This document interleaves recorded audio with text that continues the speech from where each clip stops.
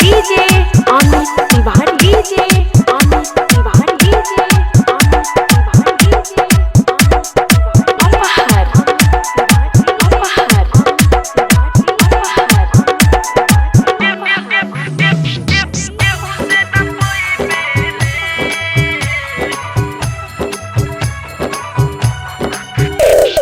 हमारा के छोड़ी जइबे दोसारा के ओरी प्यार केहू से न पइबे रे।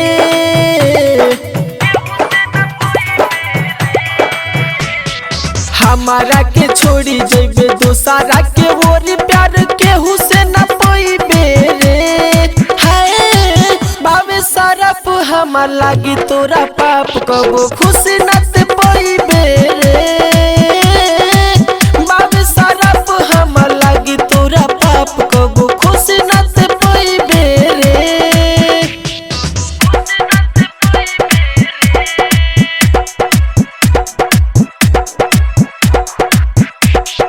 DJ Amit Tiwari DJ Amit Tiwari DJ Amit Tiwari अपहर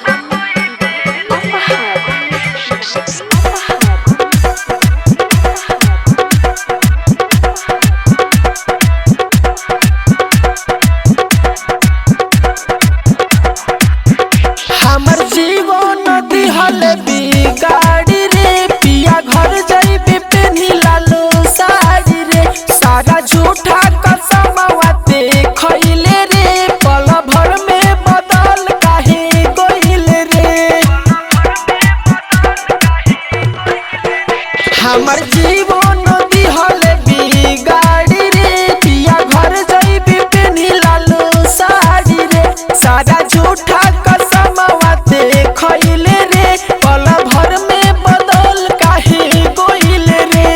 नइखे अब जरूरत जो बीतता मुहूर्त पाछे लोरावा बहाइबे रे। हाय बाबे सारा पो हमार लागी तोरा पाप कबो खुशी न ते पइबे रे। बाबे सारा पो हमार लागी तोरा पाप कबो खुशी न ते पइबे रे। DJ Amit Tiwari DJ Amit Tiwari DJ Amit Tiwari DJ अपहर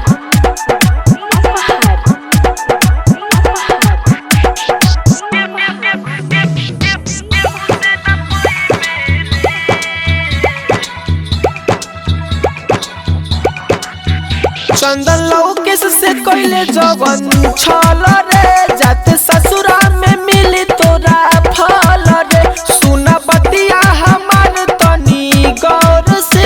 नहीं करी हा तू धोखा केहू और से। सोनू चंदन से कइले जवन छल रे। जाते ससुरा में मिली तोरा फल रे। सुना बतिया हमार तनी गौर से। नहीं करी हा तू धोखा केहू और से।